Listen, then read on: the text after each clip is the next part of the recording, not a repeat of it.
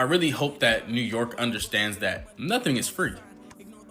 Yeah, I hope you guys understand that nothing in this life, nothing in this world, and specifically nothing in this country is free.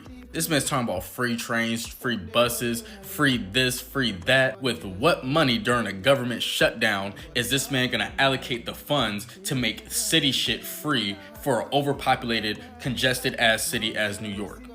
I genuinely want to hear a logical answer to this. But the funny part is, you guys wouldn't be able to give me one. Because it's not built off of logic, it's built off a bunch of lies. None of the guys that he's gonna tax the 1% in New York and redistribute the wealth and make all of this shit free, right? That's so fucking dumb, dude. Because unless he's gonna build a wall, unless he's gonna apply a moving out of New York fee for the 1% that he's trying to tax, that is supposed to be funding the whole entire city so all of you motherfuckers can have a bunch of free shit to stop that 1% from leaving, then yes, your city is most definitely fucked. There's no other way to say it. Because if I was that 1%, I'd just move. Unless the man is gonna tax me $2.5 million to leave New York. Unless he's gonna build a legitimate physical wall in which has to open up the airways for my airplane to leave, my private jet to leave. Then what are we sitting here talking about right now? Even if that 1% does leave, do you think that upper and middle class people that live in New York, you think they're gonna push you guys up into that 1%, pay you guys a little bit of money, but then tax you so that you can continue to run the city? Or do you think New York is just gonna turn to another London? Go look at what London looks like. Go look at what the UK looks like when it comes to this topic. It's just a blatant that you guys don't get the news. You guys don't have an open mind enough to see what this actually turns into. And I'm not even talking about the extremes of what we've seen in the past. You know what I'm saying? Socialism, the communism pipeline. No. I'm talking about the silent invasion that is maxed under the guise of immigration.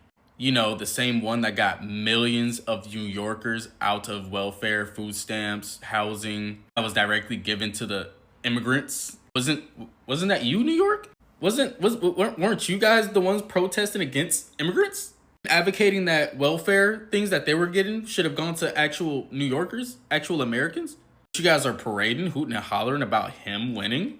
Like I said, you guys just don't learn, bro. And it's crazy how you guys can complain one year, then the next year you're cheering for your literal downfall. You're cheering for your demise. New York voted for their own demise, which is crazy for people who are just arguing, complaining, bitching, moaning, hooting and hollering and crying all over the news, internet, TikTok, all of that shit about what the immigrants were getting and what you aren't getting. So I hope that you don't complain anymore. I hope that you understand what you have voted for. And when shit hits the fan for you, when you can't get any of the free stuff that he promised you, but you see it going to the immigrants in which you voted for him to do this, do not come crying to any other state. Stay in that city, stay in that state, and you live with your decisions. Because all you're going to do is complain, move, come over to whatever other city or state, then you're going to bring your terrible voting behavior. You're going to do the exact same thing. Not understanding it's not him, it's not them, it's not us, it's you,